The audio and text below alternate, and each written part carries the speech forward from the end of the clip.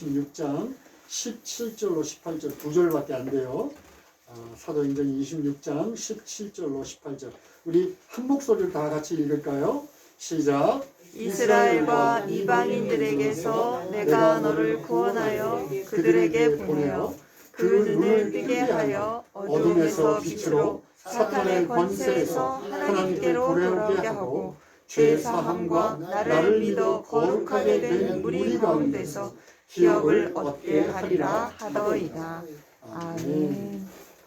오늘 하나님의 말씀은 이 기업을 얻게 하리라라고 하는 제목으로 여러분과 함께 하나님의 말씀을 나누고자 합니다. 이제 우리가 계속 사도행전 연속 설교를 하고 있는데요. 사도 바울이 이제 베스토 총독이라고 하는 사람의 주선으로 아그리빠 왕 그리고 그다음에 베니게라고 하는 사람들의 그 유력한 인사들 앞에서 열린 재판의 자리에 섭니다.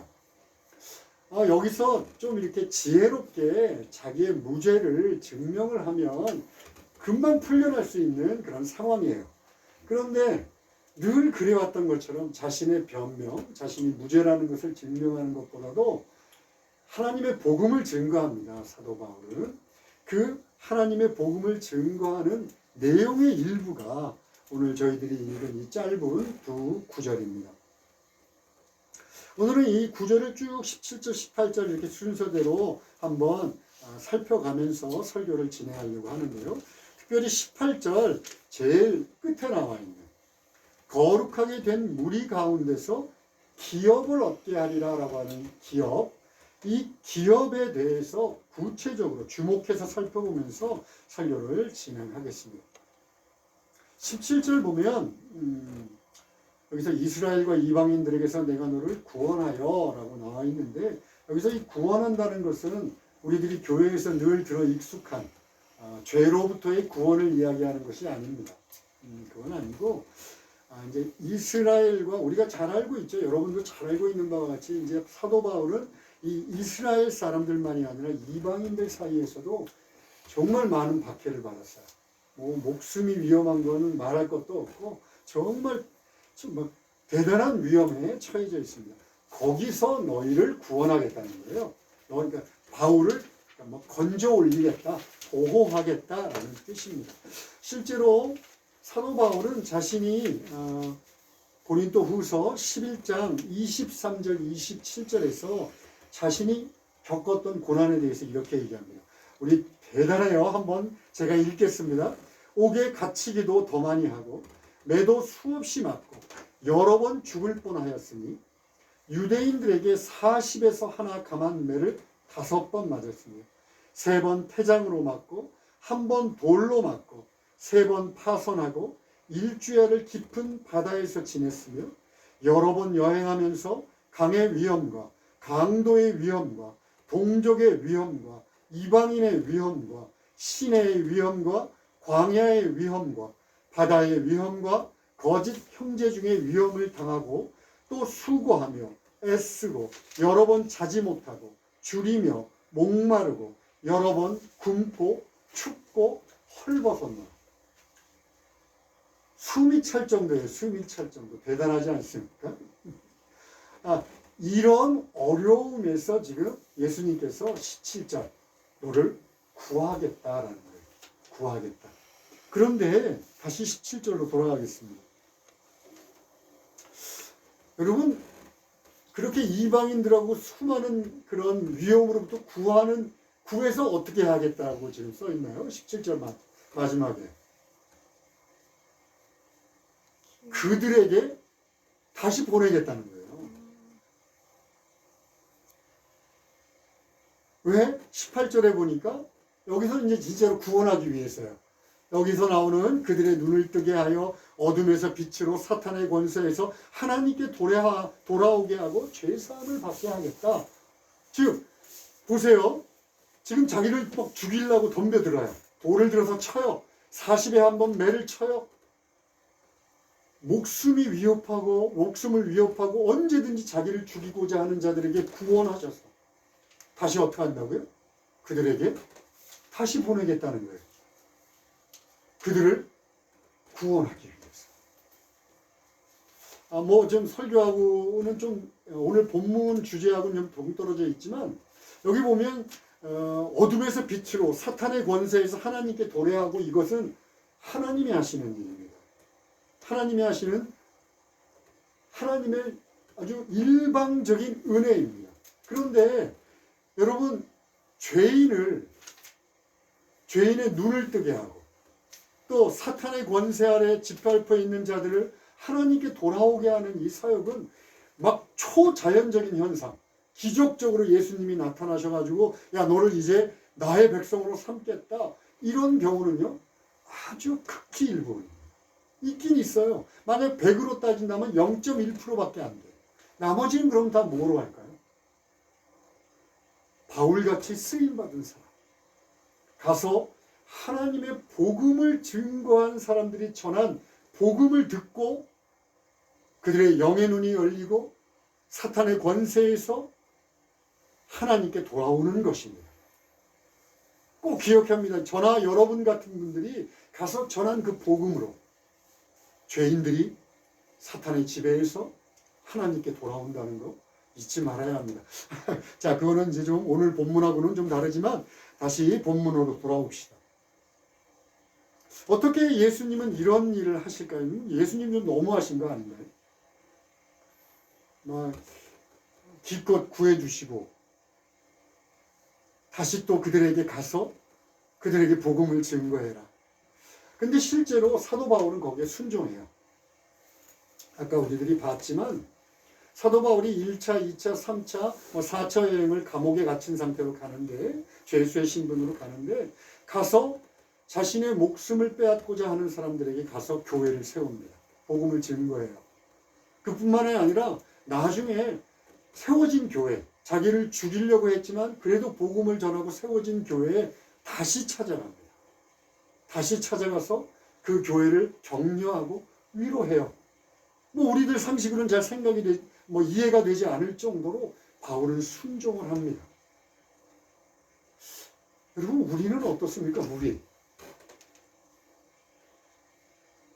바울이 겪은 박해 그 박해의 10분의 1도 안 되겠지만 우리는 오히려 우리한테 상처 준 사람들을 절대로 용서하지 않겠어.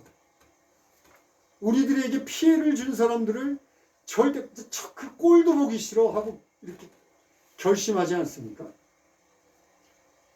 교회 공동체라고 하는 것은 사랑해 아니면 서로 용서해 라고 얘기함에도 불구하고 교회 공동체에는 용서하는 일 별로 많지 않습니다.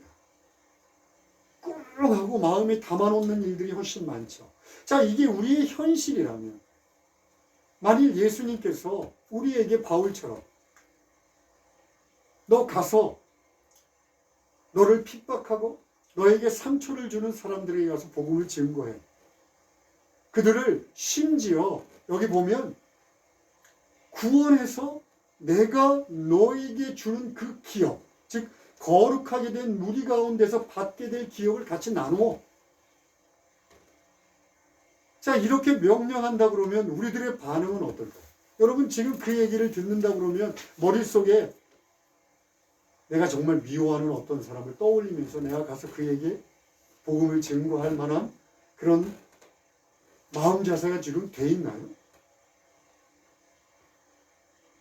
저는 이게 가능하다고 봅니다. 가능하다고 믿습니다. 그들이 불쌍해서 우리들이 흔히 말하는 대로 그들 불쌍해 죽어가잖아. 저렇게 놔두면 영원히 멸망당할 텐데 그런 불쌍한 마음 아니면 예수님이 명령하면 이를 악물고 참아가면서 가서 복음을 증거해야지 이런 의무감 말고 실질적인 또한 하나님의 영광으로 가득 찬 기쁨이 넘치는 이유 때문에 저는 갈 수 있다고 확신합니다. 제가 이렇게 얘기하면 뭔 소리야? 이제 또 이렇게 생각하지만 뭔 소리인지 지금부터 좀 집중해서 뒤에 기업이라고 하는 단어에 그 비밀이 들어있습니다. 여러분 여기서 말하는 기업은 뭘까요? 기업. 여기서 말하는 기업은 중소기업, 대기업 이런 기업이 아니에요. 성경에서는 이 기업에 따른 말로 분깃이라는 말도 쓰는데 이건 뭐 더 어려운 것 같아요. 그러니까 이거는 어떻게 생각하면 되냐면 소유라는 개념으로 생각하면 좋아요. 소유. 그러니까 하나님이 그 소유도 어떤 소유냐면 대대로 상속되어져서 나의 소유가 된 것, 이렇게 해석하는 것이, 이해하는 것이 가장 좋습니다. 그러니까 하나님의 기업을 얻게 하리라 라고 할 때 이 기업은 대대로 상속되어져서 내가 지금 소유하게 된 것, 이것이 나의 기업이로구나 라고 생각하면 가장 좋습니다. 구약 성경에서 이스라엘 백성들에게 제일 먼저 기업으로 준 게 뭐냐면 땅이에요. 땅. 여러분 땅 좋아하십니까? 땅? 제가 이렇게 물어보면 이제 반응이 있어야 되는데 반응이 전혀 없네요. 그런데 이스라엘 백성들은요, 가나안 출애굽이 애굽으로부터 탈출을 시켜서 광야의 생활을 거쳐서 가나안에 들어가자마자 하나님께서 각 부족별로 땅을 줄로 그어서 이렇게 나눠 주셨어요. 그리고 그것을 너희들의 기업이다 이렇게 얘기했어요. 그러니까 이제 이들은 그 땅을 대대로 이어서 자기의 땅으로 삼고 그 땅을 누리며 살았어요. 그런데 그것을 팔면 안 돼요. 또 누군가에게 기분 좋다고 야, 나 이렇게 땅이 많으니까 너 요만큼 너 가져. 이것도 안 돼요. 팔거나 양도할 수 없습니다. 이 얘기는 무슨 얘기냐면 내가 너한테 대대로 너희가 거기서 충분히 누릴 수 있을 만큼 땅을 주는데, 그런데 그것의 실질적인 소유는 누구냐면 바로 하나님이라는 뜻이에요.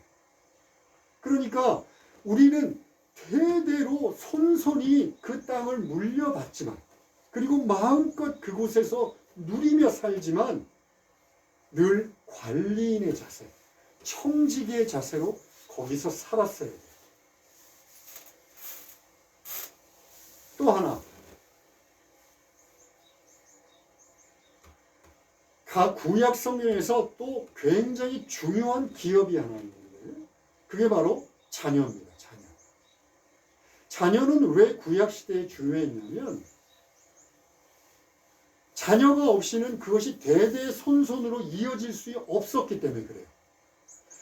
기업이라고 하는 것은 단 한 대 세대에 그냥 선물로 준 게 아니라 대대손손 이어지는 자기의 상속분이에요. 자기 자녀에게, 또 그 자녀가 또 자녀에게 이어서 줘야 되는 것이 바로 이 기업이었기 때문에 자녀들도 역시 기업으로 하나님이 주셨습니다. 자, 제가 두 가지를 얘기했어요. 하나는 이 세상의 물질인 땅, 그리고 땅에서 얻는 소산들, 그리고 땅에 지은 집들, 재산들, 이런 것들이 다 기업으로 이스라엘 백성들에게 주어졌어요. 또 하나는 자녀예요. 그런데 이들이 하나님께 불순종을 합니다. 하나님께 등을 돌리고 우상들을 섬겨요. 그 결과 이스라엘은 멸망당합니다. 자신들이 기업으로 받았던 땅을 전부 다 잃어버려요. 자녀들은 어떻게 됐을까요? 자녀들은 역시 자녀들도 다 잃어버립니다. 뿔뿔이 흩어집니다. 무슨 얘기예요? 우리가 기업이다 라고 하는 것으로 받은 것의 진정한 기업이 누구에게 있냐면 바로 하나님께 있다는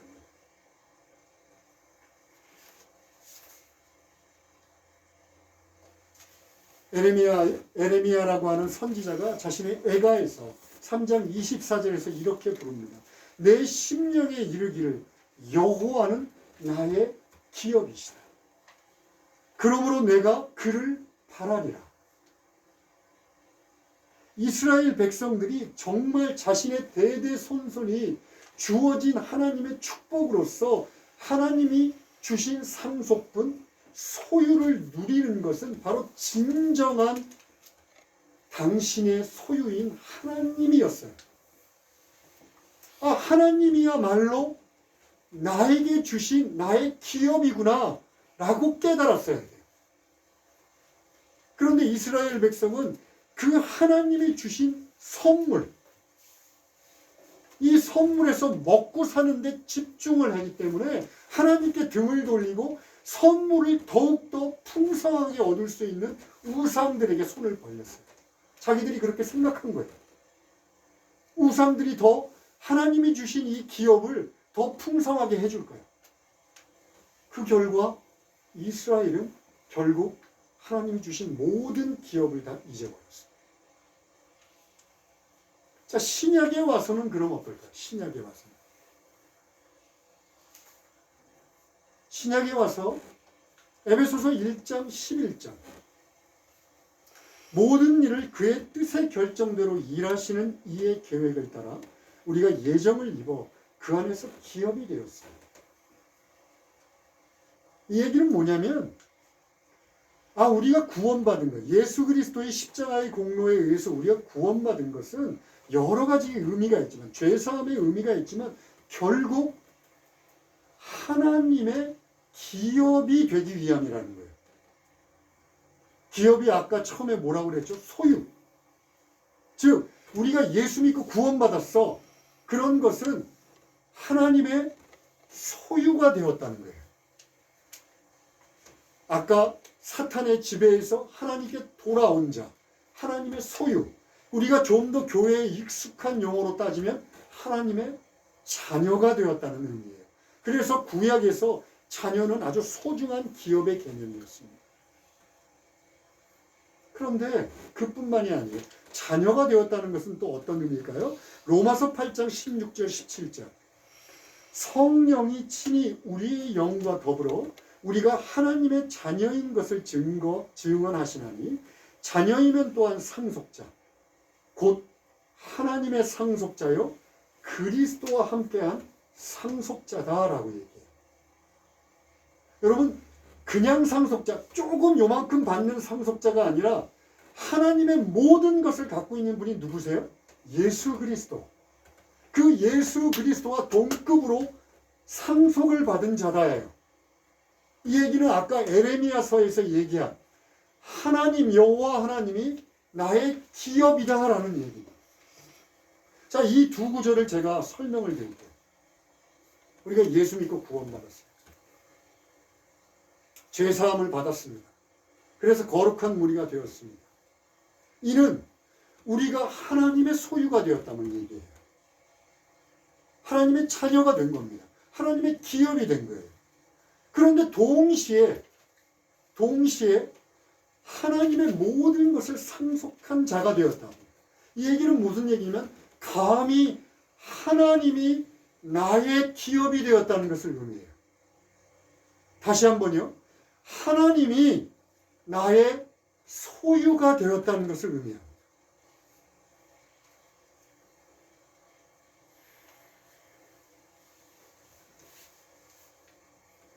자, 이 두 가지 사실, 내가 하나님의 소유가 됐다는 것과 하나님이 나의 소유가 되었다는 것이 오늘 처음 본문에 있는 것처럼 하나님이 구원하셔서 자기를 죽이는 자들에게 다시 보내실 때 바울이 어떻게 그것을 받아들이고 그곳으로 가서 아까 고린도 후서의 고백처럼 그 수많은 위험들을 무릅쓸 수 있었는가. 거기에 대한 이유가 됩니다. 첫 번째, 자, 우리가 하나님의 소유가 됐다는 것을 생각해 봅시다. 하나님의 자녀가 되었어요. 여러분들도 여러분의 소유를 어떻게 여기십니까? 그냥 가치없게 여깁니까? 하나님은 성경에서 이렇게 얘기합니다.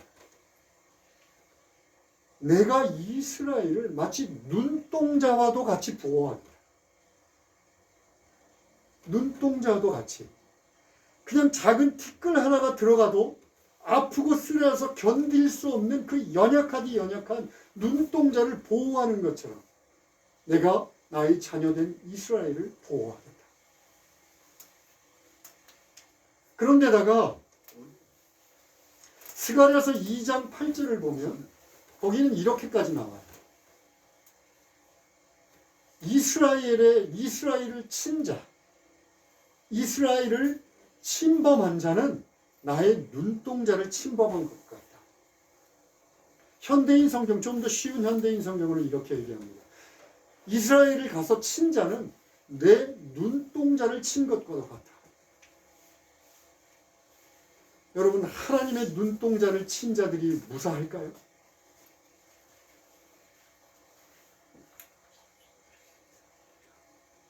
이사야서를 보면 이것을 그냥 뜨뜨미지간 상태로 하는 것이 아니라 하나님이 열심을 입었다. 하나님이 열정적으로 그 일을 행한다. 열정으로, 열심으로 내가 옷을 입었다라고 얘기해요.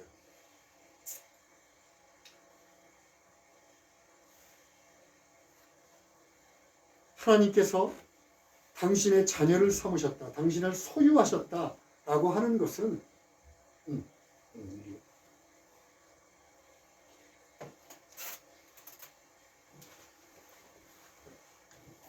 당신을 소유하셨다라고 하는 것은 마치 눈동자와 같이 보호하시겠다는 뜻이며, 그리고 그 눈동자와 같이 보호하시는 것을 자신의 온 열정을 당해서 보호하시겠다는 거예요. 그래서 시편 118편, 우리가 요즘 시편 계속하고 있는데 118편에서 이렇게 얘기합니다. 여호와가 내 편이시면 내가 누구를 두려워하리요? 사람이 나를 어찌하겠는가? 여호와가 내 편이시라면 내가 누구를 두려워하리요? 사람이 어찌하겠는가? 여러분, 사도 바울은 바로 이것을 깨달은 거예요. 하나님께서 자신을 핏값을, 예수 그리스도의 핏값을 주시고 구원하셔서 당신의 자녀를 삼으셨다. 당신의 자녀를 삼으셨다고 하는 것은 눈동자와도 같이 보호하시며 또한 그것을 열심을 다해서 보호하시고 인도하시겠다는 확신을 갖고 있었어요. 그러니까 자신들을 공격하고자 하는 무리들이 기다리는 곳으로 사도 바울은 다시 갈 수가 있었던 겁니다.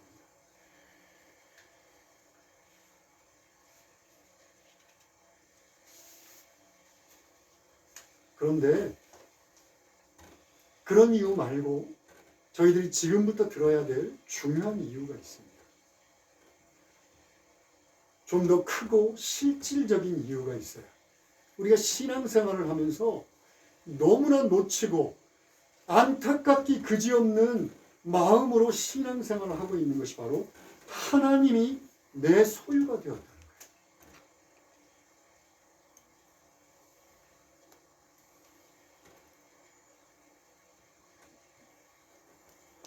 앞에 로마서에 봤지만 그냥 우리가 상속분, 하나님의 조그만 요만큼을 받는 상속자가 된 것이 아니라 예수 그리스도를 믿고 그리스도와 함께한 상속자가 되었다는 것은 그 하나님의 무한하신 것을 우리가 이제 받아 누리는 자가 되었다는 것을 의미합니다. 하나님이 무한하신 것처럼 나도 이 땅을 살아가면서, 여러분, 천국 가서 죽은 다음에 천국 가서 상속자 된다, 이런 개념이 아니에요. 이 땅에서 너희가 상속자로서 하나님을 소유한 자로서 살아간다라고 얘기합니다.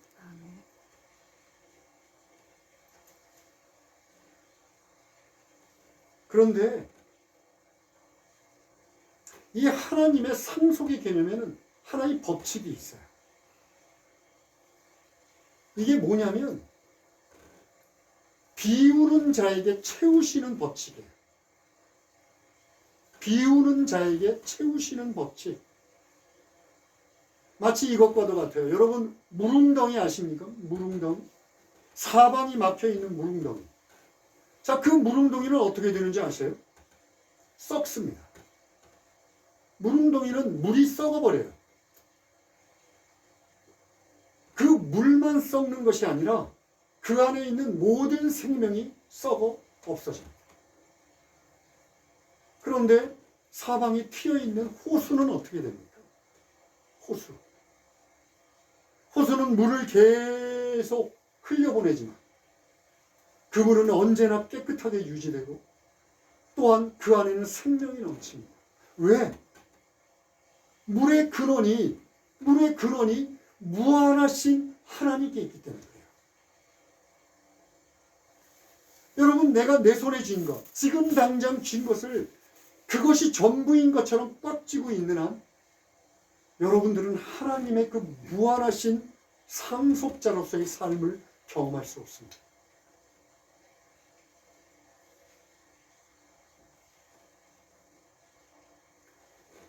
하나님이 무한하신 것처럼 하나님이 주시고자 하는 그 상속분도 무한한데 우리는 그것을 알지 못해요. 그런데 사도 바울은 깨달았습니다. 아, 내게 주신 이 구원, 내게 기업으로 주신 이 모든 것들은 예수 그리스도의 명령을 순종해서 내가 나아가 베풀고 나누고 또 전할 때 말로 다할 수 없이 부으시는 축복이 나에게 있다는 것을 깨달은 거예요. 그러니까 기쁜 마음으로 가서 하나님의 복음을 증거하고 하나님의 기업됨을 나누었습니다.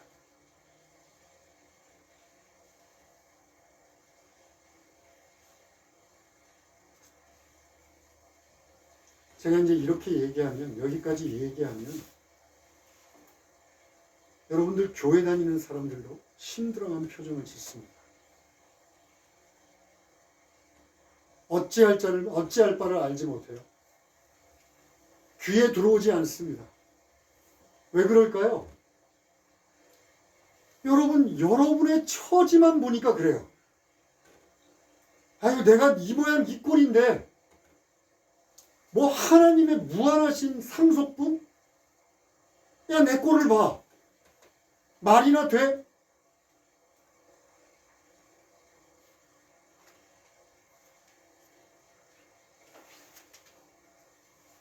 하나님은 틀렸어.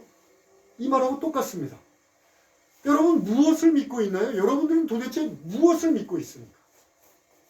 여러분들이 상상해낸 하나님을 믿고 있습니까? 아니면 성경에서 계시된 하나님을 믿고 있습니까? 도대체 무엇을 믿고 있죠? 내 꼴을 보고 내 모양 내 처지를 보고 하나님은 거짓말하시는 분이라고 여러분 지금 판단하고 계시는 겁니까?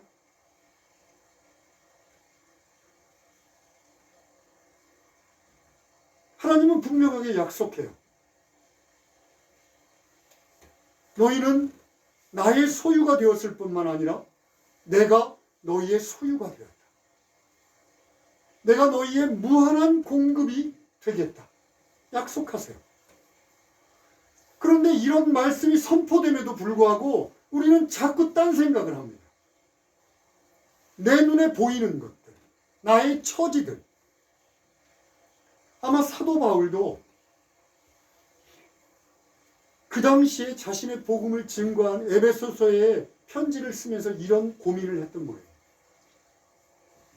그러면서 에베소서 5장에서 이렇게 얘기합니다. 너희들이 왜 하나님의 그 놀라우신 기업을 누리지 못하니? 왜 그런 줄 알아? 라고 하면서 이렇게 얘기합니다. 에베소서 5장 5절에서 너희도 이것을 정령이 알거니와 음행하는 자나 더러운 자나 탐하는 자 곧 우상 숭배자는 다 그리스도와 하나님의 나라에서 기업을 얻지 못하리라. 이것은 5장의 문맥으로 보면 이거예요. 너 욕심대로 사는 자들, 하나님 나라에서 기업을 얻지 못한다. 네가 욕망을 따라 사는 자들, 하나님 나라에서 기업을 얻지 못한다. 아까 이스라엘이 어떻게 멸망했다고요? 하나님, 참되신 기업인 하나님의 고개를 돌리고 자신의 욕심을 채워줄 것 같은 이 선물들을 더욱더 풍성하게 채워줄 것 같은 우상을 쫓았던 죄로 그들은 멸망당했습니다. 기업을 얻지 못했어요. 얻은 기업조차 모두 다 빼앗기고 말았습니다. 에베소 교회만이 아니라 지금 이 시대에도 여러분 이 에베소에게 보낸 이 편지는 믿은 자들에게 보낸 편지입니다. 믿지 않은 자들에게 보낸 편지가 아니에요. 믿은 자들에게 얘기합니다. 너희가 욕심껏 욕망대로 살아서는 내가 너희에게 거룩한 자들에게 분별한 그 놀라운 기업을 받을 수 없다.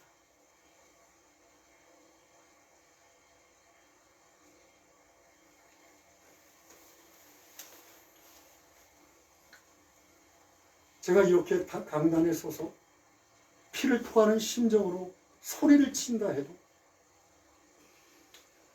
여전히 마음의 문을 닫고 영의 문을 닫고 있는 한 이것이 하나님의 소리, 하나님의 말씀의 소리로 들리지 않습니다. 사도 바울도 그런 고민을 갖고 있었어요. 저와 똑같은 고민을 갖고 아마 저보다 훨씬 더 큰 고민을 갖고 있었을 것입니다. 그래서 에베소서 1장 18절 19절에서 이렇게 얘기합니다. 너희 마음의 눈을 밝히사 누가? 하나님께서. 하나님의 은혜가 여러분에게 임해야 합니다. 여러분이 사모해야 합니다. 하나님 은혜가 임하여서 사도 바울이 본 것과도 같은 하나님의 기업의 그 풍성함, 무한하신 하나님의 기업의 풍성함을 제가 볼 수 있도록 해주십시오. 그리고 누릴 수 있도록 해주십시오. 그의 부르심의 소망이 무엇이며 아까 얘기했죠. 왜 구원하셨는가? 그저 단순하게 죄를 용서하기 위해서? 아니요. 하나님의 자녀로 삼으시고 하나님을 마음껏 누리라고 부르셨어요. 이게 우리들의 소망입니다. 성도 안에서 구별된 자들 안에서 그 기업의 영광의 풍성함이 무엇이며 그 영광의 풍성함이 무엇이며 그의 힘의 위력으로 역사하심을 따라 믿는 우리에게 베푸신 능력이 무엇인지 지극히 크심이 어떠한 것을 너희로 알게 하시기를 구하노라. 알게 하시기를 구하노라.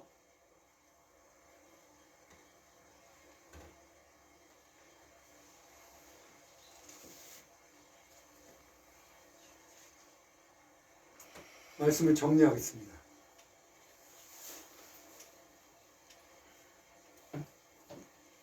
여러분은 예수를 믿었습니다. 예수를 믿은 건 하나님의 자녀가 되었다는 놀라운 소식이에요. 하나님의 자녀가 되었다는 것은 하나님의 그 말로 다 할 수 없는 영광의 풍성함을 상속받은 자가 되었다는 거예요. 단지 죽어서 저 천국에서 얻는 것, 물론 그것이 결과적으로 우리들의 모든 것을 나타낼 것이에요. 그런데 영생이 이곳에서 요한복음 17장의 말씀처럼 그리스도 예수를 아는 것이 영생이라면 하나님의 상속분인 기업을 누리고 사는 것도 이 땅입니다. 여기서부터 시작되지 않으면 여러분은 어떻게 확신합니까? 천국에 가서 여러분들이 기업을 누릴 거라는 것을. 하나님이 주신 놀라운 축복들, 평안과 감사와 기도하는 것에 대한 응답과 필요를 간구할 때 필요가 채워지는 은혜들을 이 땅에서 누리지 않는다면 그저 내가 욕심을 부리고 욕심껏 쫓아가는 그것이 전부인 것처럼 살면서 늘 내 마음이 괴롭고 힘들고 허무한 인생을 살아간다면 어떻게 여러분들이 저 천국에서는 기업을 누릴 것을 확신하십니까?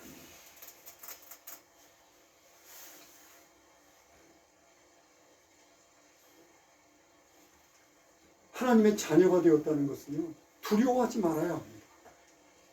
내가 하나님께 딱 붙어 있는 한 하나님은 나를 눈동자와 같이 보호하실 거예요. 나에게 어떻게 할 수 있는 사람은 없어. 그들에게 가 오히려 하나님 예수 그리스도의 명령을 받고 그들을 사랑으로 섬기고 복음으로 섬기는 일에 쓰임받을 겁니다. 왜? 그래야지만이 내게 부어주는 놀라운 기업의 풍성함이 더욱 넘치는 것을 우리가 아니까요. 사도 바울처럼 아니까요.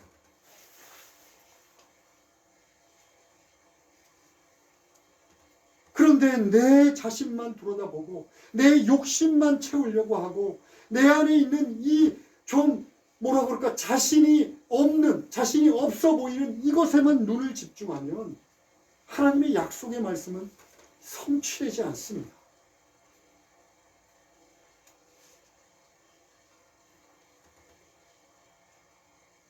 그렇게 하나님을 한번 경험하면 다시 또 하나님을 바랍니다.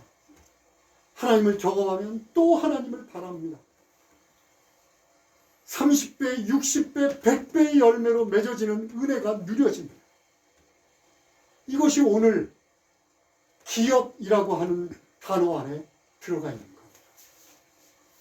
그리고 또 이것이 여러분이 예수 믿은 소망입니다.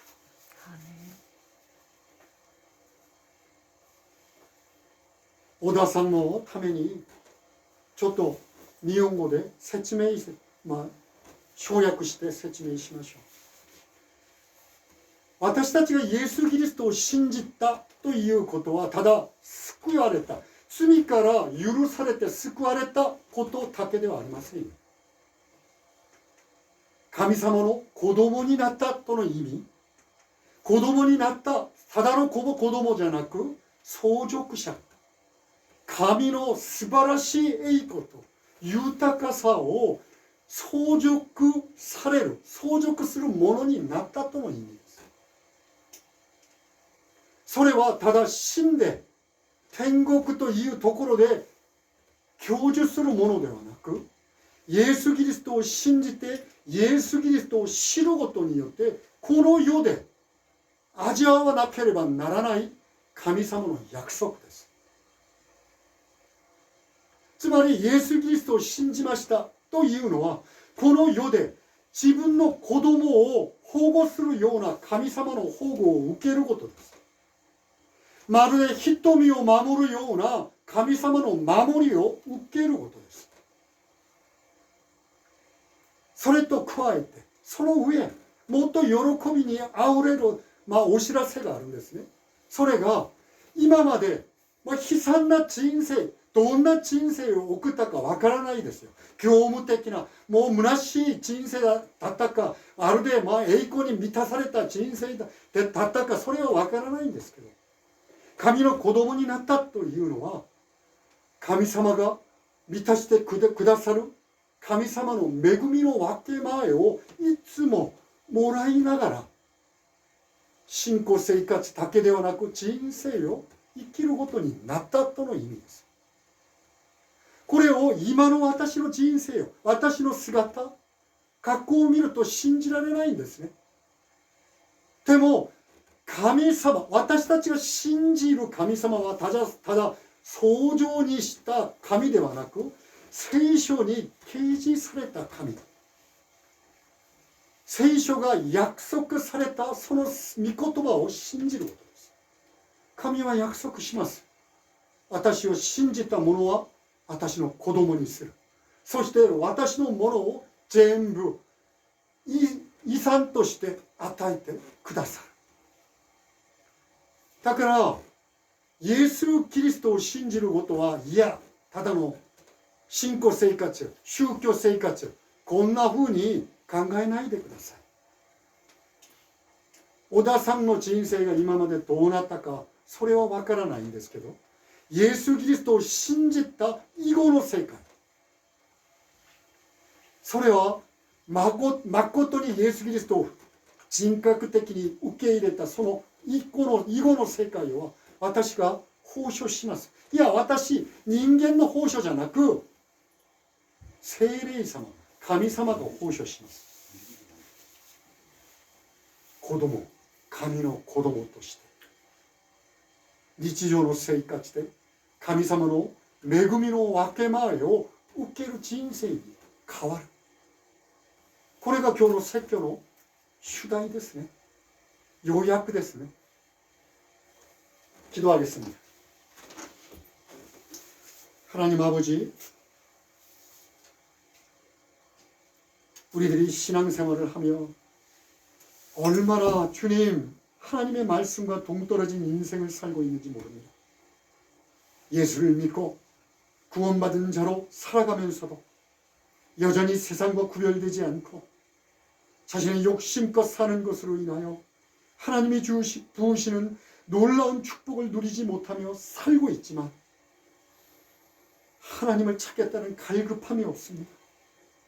몸이 게을러서, 마음이 게을러서, 아직도 욕심을 버리지 못해서 하나님이 약속하신 것을 누리며 살지 못합니다. 하나님, 우리들의 눈을 열어 주시옵소서. 우리들이 알 수 있도록 도와 주시옵소서. 예수님의 이름으로 기도합니다. 아멘.